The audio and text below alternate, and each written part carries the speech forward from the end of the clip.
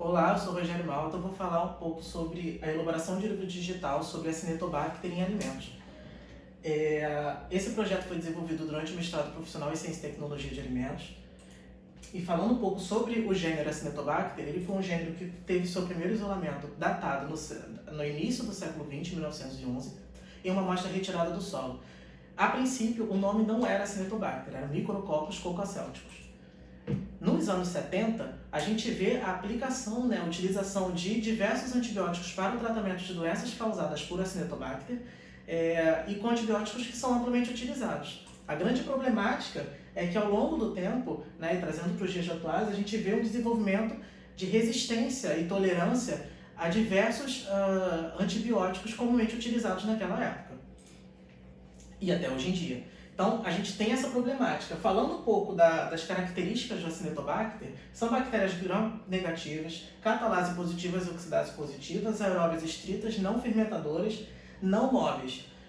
Falando um pouquinho da estrutura, elas têm aproximadamente 1,5 micrômetros de comprimento e atualmente tem mais de 60 espécies identificadas. E aí tem uma outra problemática, porque essas estirpes, elas têm características fenotípicas muito parecidas. O que é isso? Elas são muito de difícil identificação pela semelhança entre uma espécie e outra. O que torna extremamente difícil a identificação assertiva da estirpe que está atuando naquele caso. E são patógenos oportunistas.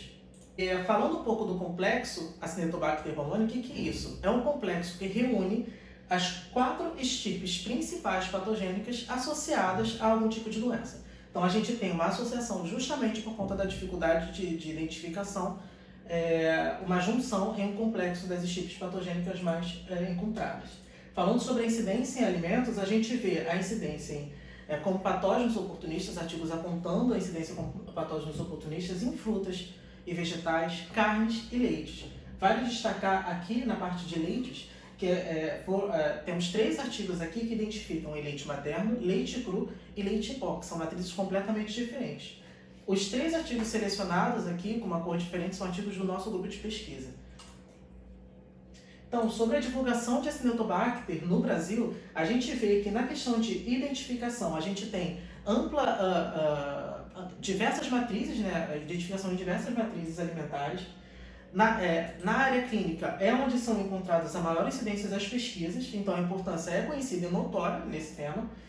A grande dificuldade em acesso, porque a maior parte dos artigos e das ferramentas que nós temos hoje para tratar sobre esse assunto são em inglês. Então, falando do e-book como instrumento de divulgação científico, do conhecimento científico, nós temos a cartilha de boas práticas de publicação, da RDC 216 da Anvisa, que é amplamente utilizada em indústrias, estabelecimentos de produção, de manipulação de alimentos, e Staphylococcus incidências e surtos, que é uma publicação da Embrapa, de 2015. Qual é a grande vantagem do livro digital? A democratização do conhecimento, o acesso de forma simples e a agilidade na disseminação. Muito mais rápido, por exemplo, que um livro físico. Falando um pouco sobre o objetivo, o trabalho visou contribuir com a disseminação do conhecimento científico sobre a associação de Acinetobacter em alimentos através da elaboração e publicação de um livro digital.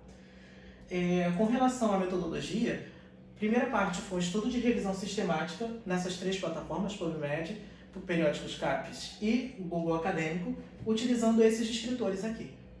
Então, a partir desses descritores, nós conseguimos filtrar todas as informações de Acinetobacter sobre o tema.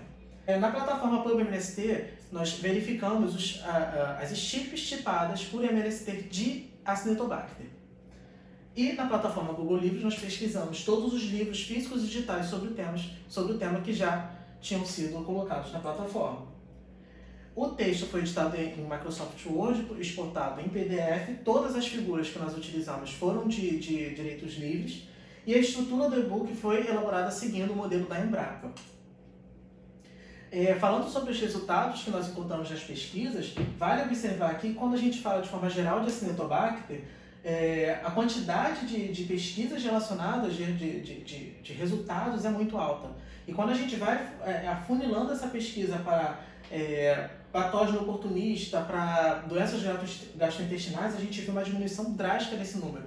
Ou seja, é um assunto que precisa ser abordado e mais estudado. Agora, falando sobre o que foi encontrado na plataforma PubMST, a gente vê que as 4, 6 estirpes aqui que são as mais incluídas nessa plataforma são justamente essas chipes patogênicas, aquelas que a gente falou lá do complexo Acinetobacter baumannii.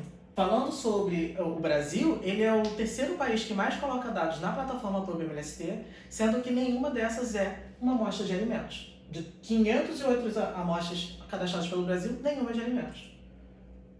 Falando um pouco agora sobre o isolamento de amostras de alimentos na plataforma de forma geral, a gente tem que só 28 das amostras foram de alimentos. A maior parte é de análises clínicas. Então, como eu disse anteriormente, a importância das análises clínicas já é conhecida e a gente precisa verificar melhor a questão da atuação desse micro-organismo em alimentos. Na plataforma Google Livros, dos 239 livros encontrados, em todos os idiomas, nenhum era em português, todos estavam voltados para a área clínica, nenhum era para alimentos. E apenas 6 em formato digital, que é e-book. O público-alvo é voltado para profissionais de hospital e outras instituições de atenção à saúde, profissionais de área de ciência e tecnologia de alimentos e estudantes de ensino médio, técnico e graduação e pós-graduação, permitindo maior conhecimento sobre o tema. O livro foi publicado em julho desse ano, de 2021, pela editora Atena. Aqui está a capa do livro, que foi publicado, Acinetobacter e Alimentos numa visão geral. Então, as conclusões sobre o projeto. Facilitou a disseminação e democratização das informações, a facilidade do acesso, o download gratuito e o incentivo a estudos, a pesquisa sobre esse tema. A gente conseguiu, a partir da publicação desse livro totalmente inédito e em português, fomentar todos esses benefícios da comunidade acadêmica. Então, esse foi o trabalho realizado e aqui está a bibliografia do livro para quem se interessar em pesquisar.